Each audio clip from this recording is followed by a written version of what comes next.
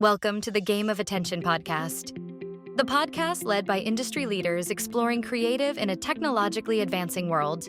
Hear from experts across the CPG industry, navigating creative effectiveness across channels such as advertising, e-commerce, and in-store. Released twice monthly, this is the podcast you don't want to miss. Thank you both so much for joining. What we're going to do is just start with a bit of a round of intros. So, Sylwia, if you'd like to go first and just introduce yourself. So hi, my name is Sylwia. The name and the surname looks funny because I'm born and raised in Poland, but I'm based in the UK. I'm the Senior Human Insights Manager at the Coca-Cola Company. So I'm focusing on the Europe region when it comes to marketing analytics, or what we sometimes call consumer analytics as well. I would say that I probably fell in love with insights over 8 years ago after a series of more or less successful gigs in different industries. So I started off in the insights world when it comes to on the agency side, and I was focusing on shopper insights.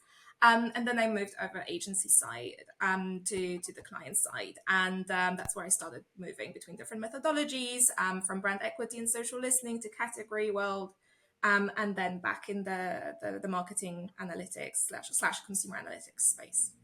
I'm Tanya. I'm Russian. I am currently living in Belgium, and I've been working for 13 years in ABI as my employer. And I think about half of that time I did spend connected to shopper marketing. So I held different roles in trade marketing department, was leading Budweiser brand for the World Cup in Russia, but also connected very closely to trade and media campaigns with the shopper. And the last 4 years hold the position in category management, but also as a shopper insights person for the Zone Europe. I think it's quite a unique space with a lot of debate, but also very, very fast-paced currently with new technologies and maybe a lot of chaos because of that. So quite curious to hold the discussion with Sylwia today. Same here. Great. Well, on to the topic then. So today we're going to be discussing unlocking the power of consumer insights in shopper marketing. So just to kick us off, first question being sort of how have consumer insights transformed the landscape of shopper marketing in recent years, particularly with the rise of digital channels and e-commerce? I guess I can probably say one word which we're all very scared of for a couple of years, which is COVID. And we still continue to be scared to some extent. But COVID has accelerated that space so much because we're so, closed in our houses, and we're not able to shop, or one person per household was able to shop. So I think this is an incredible space now because we accelerated so much. And I think the biggest area when it comes to transforming the insights world is the measurability. Because with e-commerce and digital space in general, we can do things that we can only dream of in the offline world. We don't have to rely on survey research. It's great. It's what we can do in the offline world. We can do eye tracking. We can do loads of different things. But this is all biased a bit by humans because humans sometimes are not able exactly to tell us what made them buy something. And they're prone to explaining things in a very rational way. But at the end of the day, a lot of things that we're doing as shoppers, myself included, is not very rational. So I think that measurability, being able to understand where people are coming from, how they search the website, what made them buy. Was it a promo? Was it something else? Maybe a color. So we have also behavioral science coming in here as well. And also with that increased measurability, we can do loads of much more precise targeting. And again, something that we can't do to the same extent in the offline world. We do have different proxies, but with online, this is much easier to do because we can understand more or less who these people are. We can track consumer segments. We can segment people in the first place. So the more I was thinking about it, the more it struck me that we have so much data. We can do so much amazing stuff. But because of having so much data, we are so prone as an industry sometimes to go into the analysis paralysis mode. So it's just, we don't know what to use. We don't know how to cut the data to get the best answer to the business question. So there is also a tension, and there's a lot of excitement, I would say, in the industry when it comes to this. There's also tension, of a couple, but the one that I always think about in this space is that analysis paralysis. And this is where, being able to tie back to the objective of the business becomes becomes very important. So the role of the human, so us. So thankfully, we will, I think, continue to have a job going forward, despite all the technology coming in and doing so many different amazing things. I like the point of measurability that Sylwia you're bringing. I also totally agree that I think one of the things that is transforming right now is the granularity of data. So how much of the data we have, how detailed we can go, which also means that we have to be crystal clear when we as professionals as insights talk to our business. What exactly do we want to know? Because we can know so many things, Yes. but also what are the key points that would change our business decisions? What would we change if we know the answer to this question? So to bring it back a little bit, we can measure almost anything. We can adapt extremely fast. But I also think that the paralyzing thing of having so much data is inability to use it in a kind of business transformative way. So we can answer 100 or 200 questions within one kind of testing mode or setup. However, what are the three key things that will make us do something differently? Three things we want to answer in the questions or in the measurements that would actually make the difference. It's been, I think that's the hardest challenge I find right now. Although the amount of data and the ability to measure everything and to react super fast is the thing that is being transforming the insights and the shop marketing piece in the last years. Yeah, it's the so what, isn't it? It's always that coming back to that question, what's the impact that I'm going to bring with the data? What's the actual answer that can impact the strategy, instead of going into bazillion different directions and trying to understand things that might not necessarily be the most important at this point in time. And sometimes the so what is also very obvious, and sometimes you don't need a tons of tests or measurements to answer the questions we already know. That's a tricky piece, I would say. Yeah, it's also the reassurance, isn't it? Sometimes we might know, but as humans, we're just prone to thinking that, okay, if it's a number, I'm much more reassured than just, qualitatively knowing it or seeing it stated somewhere, even if it's a very good data source.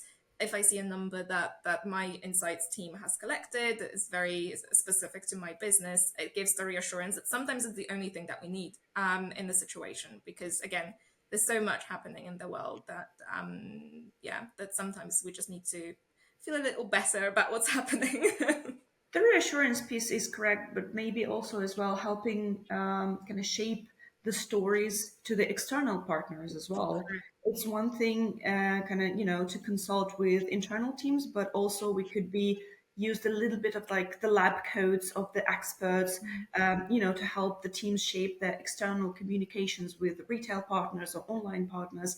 And it also would help to have like the latest measurements or the latest quantitative or qualitative research available. That also helps a lot. That's so true. Yes, that's very true. Yeah, so lots of similar themes there. I think analysis paralysis is a great term. Going to take that. But I think also just being clear with the questions when going into these processes, right? It's understanding actually what you're looking to achieve. Sometimes the most important job in the brief. So having that clarity.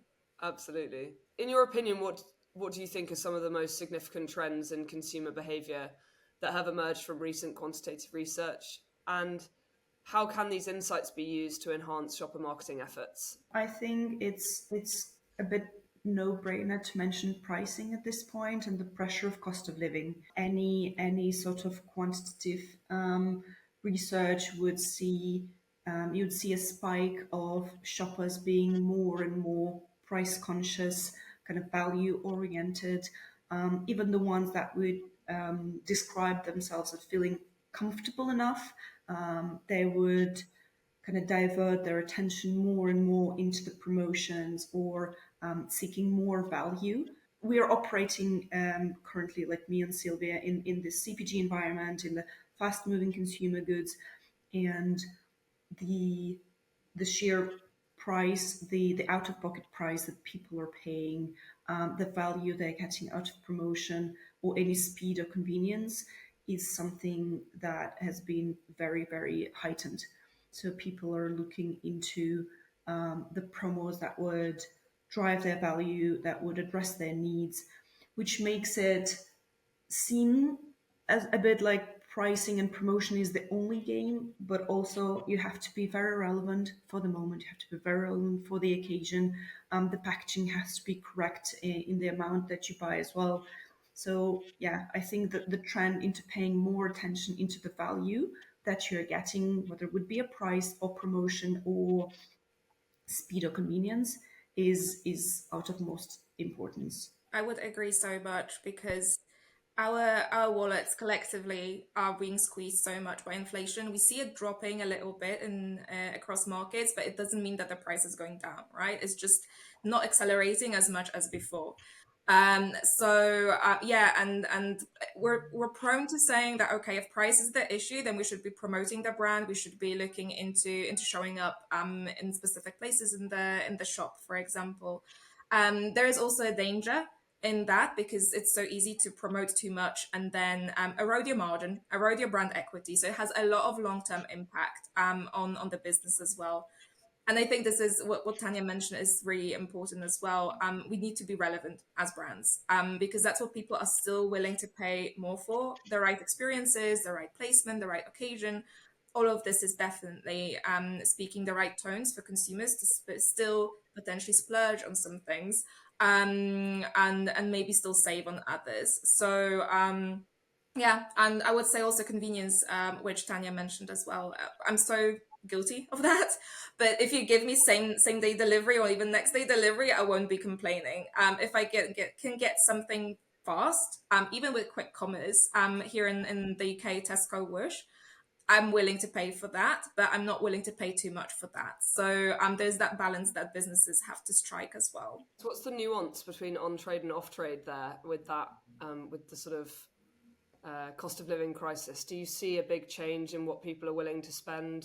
You mentioned occasions there, Sylwia, in terms of being out for dinner and all that kind of thing, as opposed to obviously in the shop, people are willing to spend less. Do you see a lot of nuance there? I would say probably people are going out less. I think this is one of the biggest things that I would say I'm seeing across the industry because if people are going out less, then naturally Horeca will not be showing up that much in the numbers, and Horeca is a great place to drive the business. So people are switching over to offline shopping. And this is where that value seeking is happening the most. I would say with on trade, it's more skipping going out on a Friday or a Thursday and refocusing on dinner at home, maybe ordering something from a food aggregator instead of actually going to a restaurant. What would you Yeah, say, Tanya? I would agree for sure. We see tons of data showing that people are going out less. And we also see businesses suffering from that as well. Especially small After ones. COVID, I think it has maybe decelerated, but not to the extent.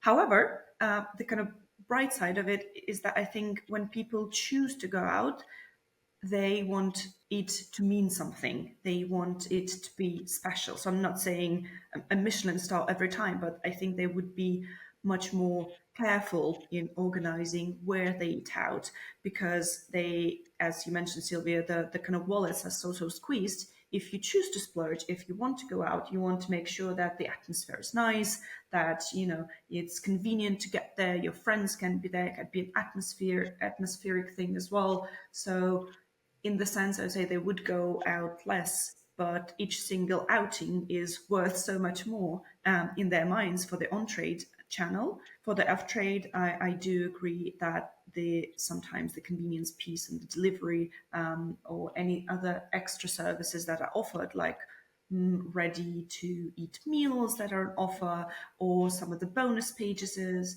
of the retails, it's just buying us time a little bit in a way. So you pay for that convenience as well. It's a real change of habits, isn't it? In some senses, from COVID and all of that period of our Yeah, I lives. think that's a very interesting topic. I think we had a discussion like in 5 years ago, we had a discussion of 4 years ago, what would be the sticky habits of COVID? I don't know which ones are yours. Maybe kind of cooking at home a bit more. Yeah, exploring some of the recipes. Sorry? It's difficult to change your behavior in the long term. I think we just like, we're creatures of habit as humans. So I like what you're saying, the sticky behaviors. I can't really think of one that's really like sticky after COVID. Maybe working from home more, but it's also specific to our jobs. So That is like I think the hybrid work scheme across the globe is one of the sticky habits, much more prone to the kind of test drive of the COVID times as well. But it yeah. also means maybe a change of the shopping behavior. If you're sitting at home, you're more prone to, oh, I need to order my groceries online. I'm going to use my lunch break for that, which is maybe a different thing to when you were working from the office.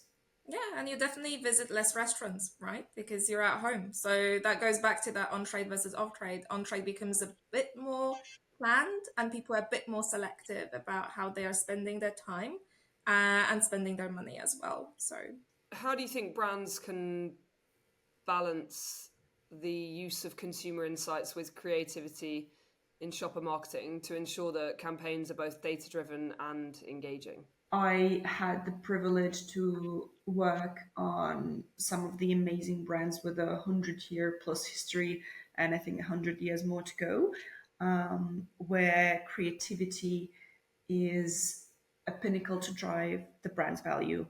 However, I think we can benefit so much from the current diversity of platforms and the ability to test creativity and creative messaging in different environments before launching it large scale. So, kind of small testing, small A/B testing, different format testing, and off you go. It can be done in such a more precise way than it used to be. So I think the creativity should benefit from data in the kind of small testing in the live environment before launching it to scale, to have some reassurance, to have the ability to pivot a little bit the messaging or the format or the colors, as you mentioned, Sylwia. Yeah, yes. so that's the kind of opportunity that we have today when we're working closer with our brand partners. Yeah, and I completely agree with your point. This is actually one of my favorite topics, I think, of this discussion, because I'm very passionate about combining creativity with data. I think marketing as a thing, it's very much an art and science kind of a situation. One cannot probably live without the other, because yes, at the end of the day, marketing is here to support the sales process. So in that regard, it's very much data driven, but also marketing is about creativity, because otherwise you won't catch people's attention. So I would say one doesn't mean the other cannot be used. They're not mutually exclusive in any way. The way I think about it is that you need data to understand where you're going. You need to understand the direction and also the guardrails that you should be mindful of. So if you're a brand, you need to understand who you're speaking to. You need to understand what works for that particular consumer slash shopper. You need to understand what are the mechanics that can make their lives easier when it comes to choosing the brand.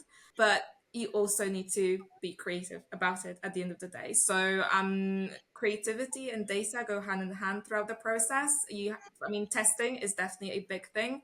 Finding the idea behind the campaign, it's very much a combination of data and marketing, because you need to have data to start the creative process, and then this flows through all the way to the consumer. So it's an interesting world, marketing. I think I want to flag a little bit the two pieces here. So one is the campaign.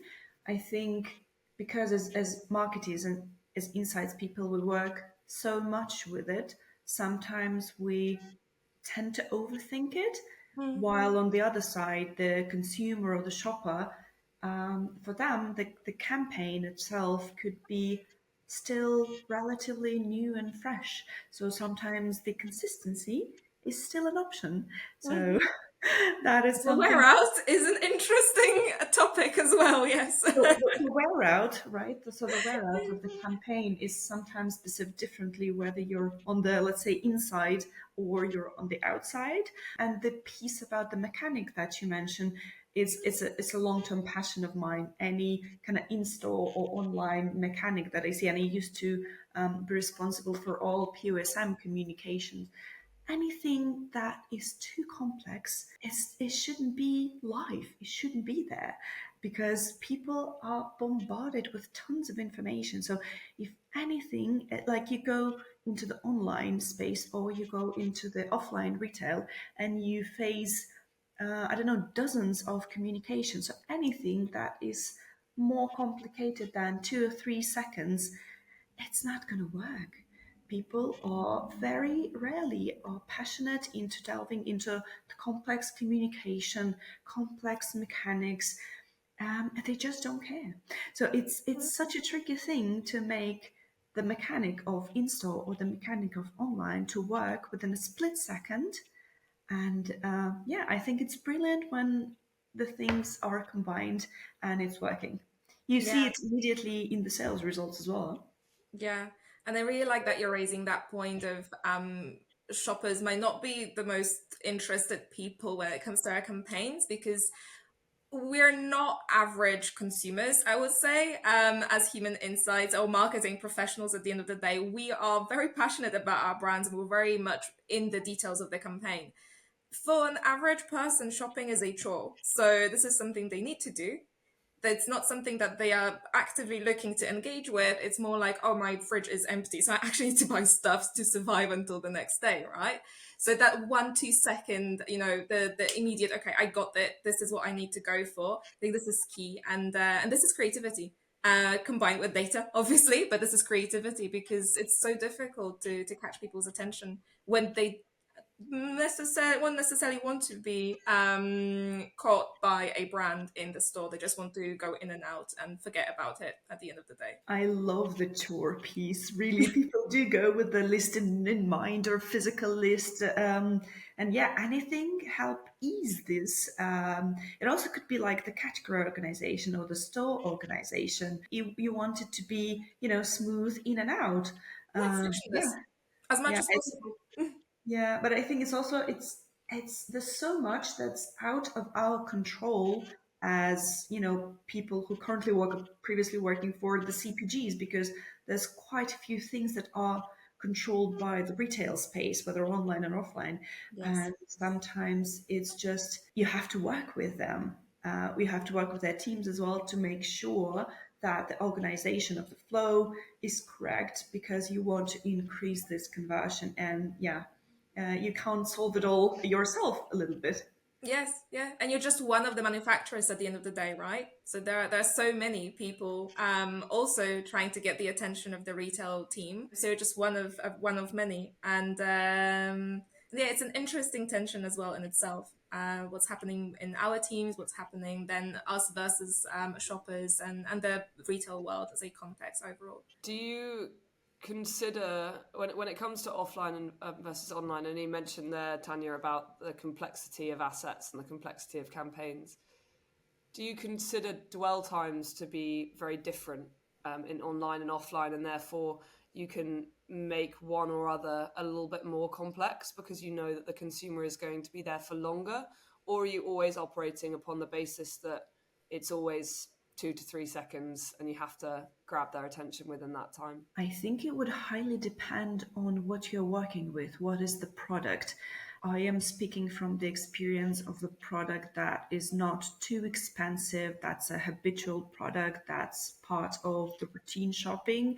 So for me, the 1 to 3 second rule would apply in every space. However, if the product is more expensive, complex, like technology or subscription or any sort of service, there, of course, the attention span that people are willing to pay could be higher. So I would say that in the fast moving consumer goods, I would say yes, go for the simplicity and understanding so that this funnel could go and circulate as many people and as fast as possible. Do you agree, Sylvia? Is that the same for you? I would agree. I think maybe I would have to see the data. Maybe we'll have a bit more wiggle room in online because by nature it's a more focused shopping experience because you're googling what you want. But on the flip side, you're googling what you want. So you might be googling for a category, and then you can get really distracted by all the different choices, which you would still be distracted with when it comes to offline. But yeah, in principle, I would say, yeah, shopping is not the most exciting thing for the majority of the people in the world. We just happen to love it as marketing teams, but for people, it's just something they want to do and get on with their lives and spend time with family, with friends, and not necessarily think about what's the next, I don't know, brand of product X that I want to try, because also trying a new product is a completely different story. It's so difficult to do because it's all habitual, like Tanya mentioned. Okay, and then what innovations and trends in consumer analytics do you believe will have the most significant impact on shopper marketing in the next 5 years? Okay, I can go first because you heard my doorbell ring and announce me something. It's also recording. So I would say that any type of kind of voice analytics or how we interact with all of our assistants, Google Home, Alexa, Alisa from the Russian community, like anything that you use your voice to interact that wasn't here kind of 10 years ago for sure, and anything you interact in terms of your voice and your eyes with the Ray-Ban glasses, that's going to be so interesting because I think there's some of the features, as Sylwia previously mentioned, that people, when we do surveys or we'll look at how they interact in offline or online with a product, we could try to look at some features in particular that are obvious and maybe more rational. Whereas in the reality, when you're in the privacy of your kind of home search or interaction with the voice assistant, it could be completely different and it could be very surprising, you know. So I think that's for me the part that's quite unknown how to use exactly, but very exciting. So any type of voice and visual search that people are using right now with AI assistants. I think new technologies are definitely something that will shape our future as shoppers and as a business as well. When I was thinking about this particular point, I would say that us as an industry, we're so good at telling in general what's happening and why it might be happening and what we might be doing it, which is effectively using historical data. So, you know, descriptive, prescriptive analytics. I think combining the amount of data that we spoke about when it comes to online specifically, and also trying to somehow find a way to combine it with offline, I think this would place us in such a good place as an industry to start looking into the future. So the predictive parts of the analytics, and we can use the voice and see, okay, when people use that voice search, how it might have impacted their behavior right now. And when we look at all the different data and all the amazing big data kinds of solutions, how what we're doing right now could potentially impact the consumer. I think this is something that I'm personally very excited about because it would give us so much a different angle to look at the business and would make us look not only into the historical side of what happened, but also into, okay, what we're doing right now could potentially influence the future and design the experiences based on that as well. Curious. I haven't done anything like that. So yeah, interesting how that would evolve. I'm pretty sure it's very difficult, and this is my personal dream, and hopefully it will not be a dream at one point, it will become a reality. But it's such a complex space with all the technical side of this that maybe not in the next 5 years. Maybe we're going to have a step forward in that direction, but hopefully at one point it will become a reality. I'm very, very excited about that. I think if there is something I would say we can use today and we should be using today without the huge kind of leap in change of the methodologies and designs of the study is progress in social listening. If you're launching a product, a campaign, packaging something, we, of course, our marketing teams, they use the multitude of channels that are available. Sometimes you can't even fit them on one PowerPoint slide. There's so many. But how do you collect all the data without AI of all the sentiment that's happening? And that's where I think AI would help, is kind of synthesizing all the data points, all the social listening from online, offline, retail, social media, all the things that we're using and we're investing. How you would do it without AI is kind of would have been very time consuming, I would say. And I think that's the piece that in the next 5 years is only going to accelerate, and I think going to make our lives a bit easier. So this kind of advanced analytics of the sentiment of the launches, of the campaigns, with a multitude of channels. I think you're right. And I think all of these are amazing tools that are coming our way. And I wonder, because that in a way paradoxically means that we will have a lot of work. So I just love this because I think when new solutions come in, it's natural for people to worry about what the future will bring. I think with the advent of new technologies that are coming our way, and you mentioned AI as one of them, I think these will become amazing tools, but at the end of the day, it will be all about the humans that are using them. And being able to see the forest for the trees and guiding the business with the usage of all these different tools will become the main focus for the industry. I also think it could be fun, and it also could mean a lot of kind of small things and small tasks done in-house, not to diminish the use of agencies and professionals as well, or consultants, as myself, but just things that you can now organize kind of in-house with people, or yeah, it's just going to be way faster. So you can do small tests, and your teams can rely on expert opinions and run some in-home tests and do it in days instead of weeks, or weeks instead of months. I think that's something that could be very transformative to the internal functions of the insights. Well, something to look forward to, right? It's going to be a fun ride. I agree. For everyone involved and across the business. So thinking about what you have now at your disposal and your day-to-day jobs, just an added question, what would be your tips for other professionals out there, other insights professionals out there, when it comes to unlocking the power of consumer insights in shopper marketing specifically? I would say think about the why, the so what, the objective of the business. I will continue saying that because this is in my head one of the most important things. And think about the role of shopper marketing in the context of everything else that we're doing as businesses, because it's one part of the story. We have ATL activity that's also playing a role. We have shopper marketing, so effectively BTL. It's one part of the story, and always make sure that you know the role of that part, what it brings to the table, and how you want to measure it as well, and how you want to connect it back to the business. Cannot agree more with Sylwia. Gonna also be a bit old-fashioned as to the why, and also asking the business the question: what would you change if you know this? What would be the decision that you make based on this data?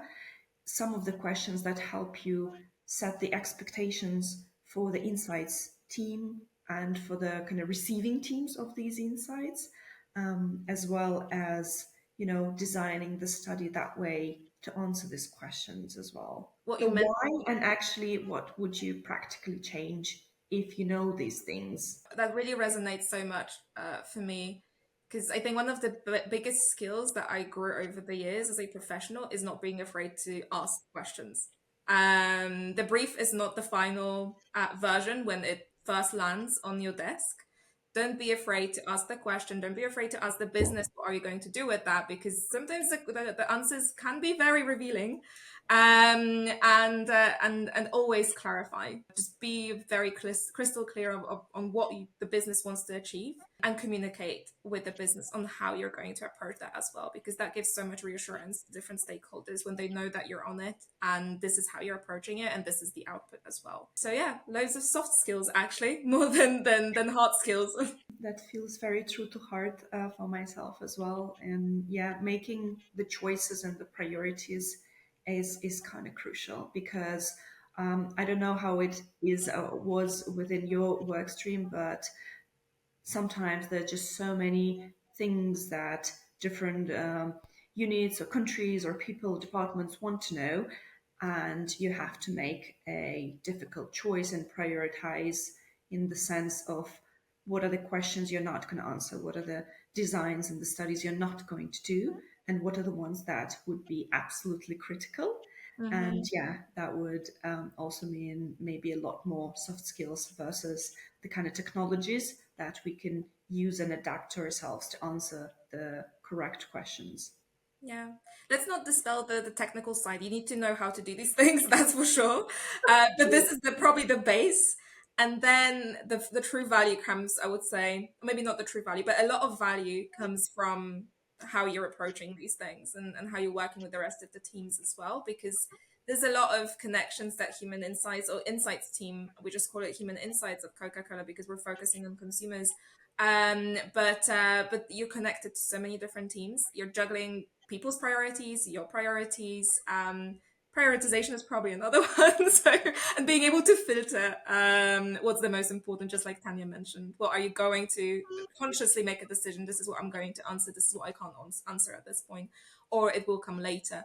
And again, communicate. This is always very important. Just be very, very clear on what's happening on your end and keep the key stakeholders up to date on the progress. Is there anything else that you would like to add on this topic that we haven't already covered? I think maybe one thing that I look forward to in the next kind of months or years into setting up some of my own consultancy piece is that I've been working for a large corporation, but I think with the current technology, the insights piece and a lot of AI abilities are making the consumer insights so much more approachable to smaller businesses, to entrepreneurs, to kind of self-employed people. The ability to use them is just lowered the boundaries of kind of entering these consumer insights. I like that. Yeah, that's so true. It's a bit of a democratization of consumer insights going on in a way, right? So it's no longer it's no longer only the bigger companies that can afford to look into insights. Now it's much more open as a field to people. And it is exciting because I think a lot of businesses, they would definitely benefit from that. Everyone would benefit from understanding the consumer at the end of the day. So completely agree with that. It's a very good point. Thank you both so much for your time. That's a wrap for this episode. Thank you for joining us. If you enjoyed this episode, be sure to subscribe, leave a review, and share it with your network. Your support helps us keep bringing you fresh insights and expert advice. Want more content like this? Head over to dragonflyai.co and check out our resources page. Thanks for listening to Game of Attention. See you next time.